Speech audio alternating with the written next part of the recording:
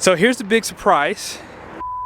Welcome back to JB Reviews. This is Brian. Unfortunately, all of my audio got messed up on this clip here. So he was actually going to kind of introduce the truck here. He did order this for a customer of his, and it's a really nice build. So special shout out to Larry H. Miller, Super Ford in Salt Lake City. If you are in the market, be sure to check in with Brian. His number is 385-259-8259 in case this truck does fall through. Now let's get into the video. But like Brian said, this is a real truck right here. If you want payload, this is what you got to buy. I'm going to show that to you guys here in a second. Now up front, this truck does have a pretty much blacked out grille. Has the steel bumpers down below finished in black, which I actually kind of like. And you can see that fender flare off to the side. Tow hooks are down below. And this does have, you ready for this? A front camera on a low trim level. That is pretty awesome. So halogen headlights up front. And let's just kind of move off to the side here so you guys can see these 19.5-inch wheels. Like those, I'm telling you, I don't know why they don't make this an option for every dually. Like those wheels look so good on this truck. And they're wrapped in a Continental tire. These are the Conti Hybrid HD3s. Load range G, 225/70, 19.5. Capacities are right here. 3,970 pounds at 110 PSIs. For dual, 3,750 at 110 PSI. Solid front axle. It does provide the fabric material inside of here too. And check out the suspension.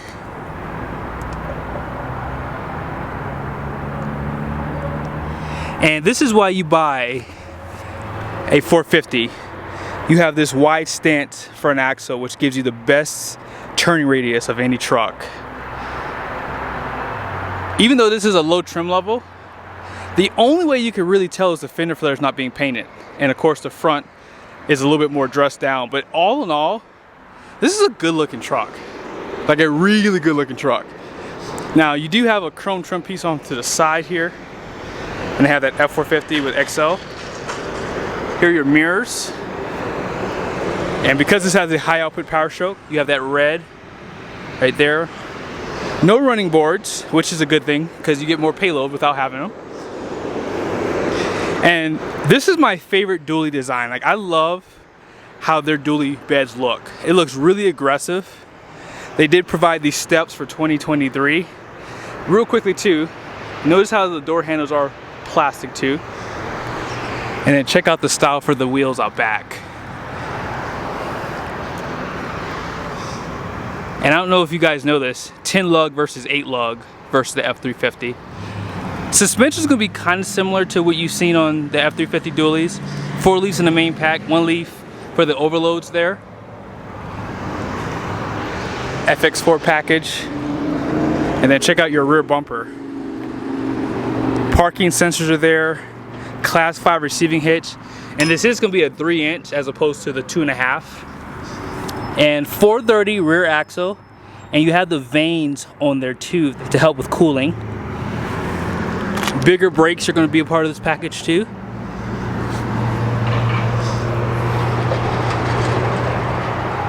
Wow, and then they provide that light. So here's the big surprise. I've never seen the 5th wheel hitch from the factory. And yes, this truck has it. You have your 7-pin right here. You also have your 12-pin for your cameras, bed lights, and guess what? Check that out. You do have a camera for the bed too. Love that. It's going to help with hitching up your trailer. And I do like how they give you this lock too. I've never seen this before with Ram, where they give you a lock from the factory so someone can't try to steal your stuff. They only give it to you on one side, but that's okay. Sliding rear glass down below. And this is how you turn those lights off for the bed. No onboard power, but that is available. Now these tail lights have LED lights and incandescent bulbs. And this tailgate was not assisted, by the way. Notice how they do have this inside of here too. They don't have one over here though. And I don't normally show this, but 9 times out of 10 with dualies, they give you the steelies out back. So the front's gonna be the aluminum, out back you're gonna have the steel wheels. And here's just a better look at the shock absorbers in that rear end too. 48-gallon fuel tank, 7.4 gallon for the DEF. And then here's the camera down below in the mirrors. 360 camera view, insane for a base model truck. Now let's go ahead and talk about this high output Powerstroke. Now in the past, I did make comments like there's not a lot of differences between the high output and the standard output Cummins, and I was only basing it off of what I could see up front here. Now that is obviously far from the truth. Now one thing that they did note when they first unveiled this was they are using a water jacket for the turbocharger, which feeds low temp coolant to really drop the temperatures around the turbocharger, which helps them to get that 35 PSI for boost. Now something else that's notable is they did decrease compression from 15.8 to 1 down to 15.2 to 1. And when I first was reading some of the specs online, they showed compression be about the same as the standard output Cummins, but obviously that wasn't the case. Last thing that's worth mentioning is they did increase the displacement of the high pressure fuel pump, which increased the flow rate of the injectors by about 6%. So when you add it all up, fueling was updated, compression was updated, combustion was upgraded, you get 500 horsepower, 1,200 pound-feet of torque, and all that power goes out of a 10-speed transmission, which is the 10R 140, and this truck has the 430 gears. I cannot wait till I get my chance to drive this truck. So something that they added for 2023 for this truck was remote start. So in the past, you were not able to get that on an XL trim model. So let's go ahead and open the doors. You do have to insert a key to start the truck too, by the way, but this is a door card, a little bit of storage down below, and most of this is finished in hard plastic, which you would expect for a work truck. You don't have tow mode for the mirrors, so they don't go out by pushing a button, and they're not power folding either. Here's some of your seat controls, all manually operated. However, you still get a telescoping steering wheel. Here's some of your lighting controls there. I'm a little bummed by this though. Electronic parking brake, they shouldn't have done that. I really prefer to have mechanical stuff for that. But this is where you're gonna put the key at right here. And all you have to do is just turn it like that, and now the truck is on. They give you some animations in your screen right there. And here's something that I love about this truck here. You ready for this? You have what they call measurements. So you can see your engine coolant, transmission temp, engine oil temp. And if you click OK, here's a few more gauges that you can look at. They have the engine braking, turbo boost, battery voltage, and they have one for your diesel particulate filter and DEF level too. Really cool, love that they do that. You have your gear limiter on the steering column. You have an M that you push right there, and you can basically put it in manual mode so you can limit what gear you're in. And because you have the 360 camera view, you have this screen that will let you pretty much see around the truck.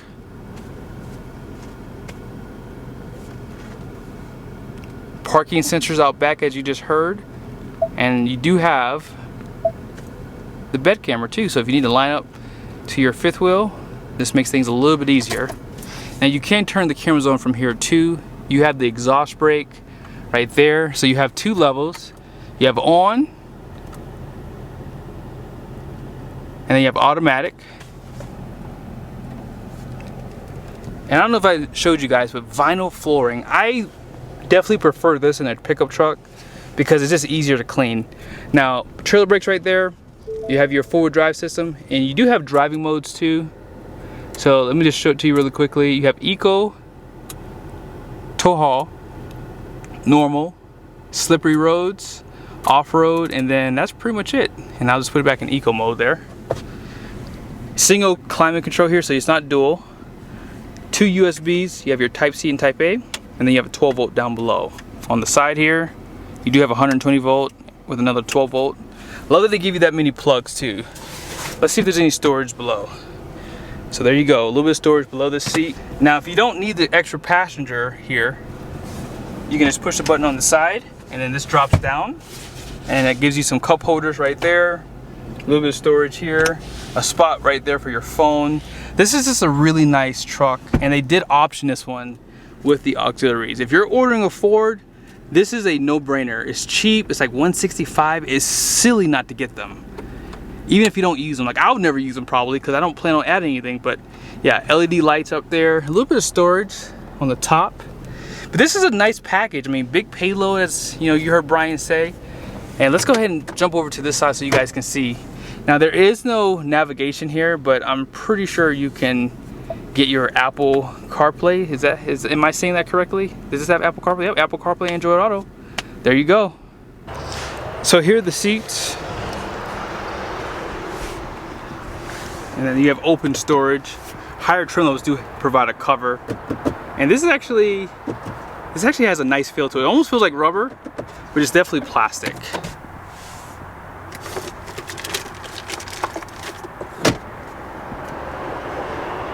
And out back,